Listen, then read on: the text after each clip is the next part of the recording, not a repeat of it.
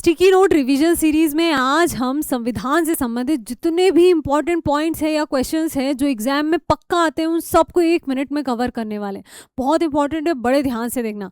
देखो, सबसे पहली चीज़ कि संविधान सभा का गठन कब हुआ था, तो कब हुआ था? जुलाई 1946 को हुआ था और किसके तहत? कैबिनेट मिशन के तहत हुआ था, है ना, याद रखना। दूसरी चीज़ कि संविधान सभा के कुल सदस्य कितने थे, तो 389 सदस्य थे टोटल। अगली कि संविधान सभा की पहली बैठक कब की गई थी, तारीख बहुत इंपॉर्टेंट है, 9 दिसंबर 1946। संविधान सभा के पहले अस्थायी अध्यक्ष, किसकी बात हो रही है? अस्थायी के ना, कौन थे? डॉक्टर सच्चिदानंद सिन्हा। और स्थायी अध्यक्ष की बात करें तो ये थे डॉक्टर राजेंद्र प्रसाद, और यही भारत के पहले राष्ट्रपति भी थे।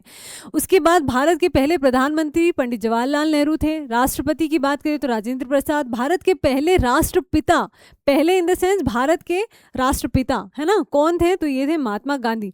संविधान सभा की अंतिम बैठक कब थी, तो ये 24 जनवरी 1950 को थी, और इसी के साथ 26 जनवरी 1950 को हमारा जो संविधान था वो लागू हो गया था।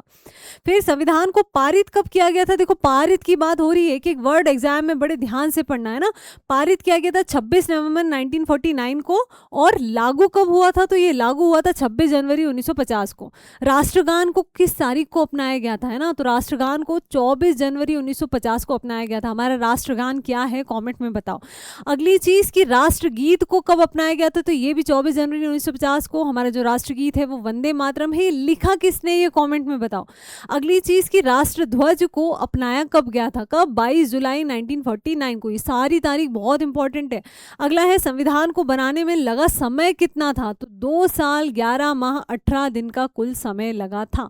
संविधान को बनाने में लगभग 63 लाख रुपए का खर्चा लगा था। और संविधान के भागों की संख्या कितनी थी जब संविधान बना था, तो कुल 22 भाग थे, 22 भाग। उसके अलावा 395 टोटल आर्टिकल्स थे, अनुच्छेद थे। और कितनी अनुसूचियां थी, तो 8 थी। वर्तमान में कितनी है, तो 12 अनुसूचियां।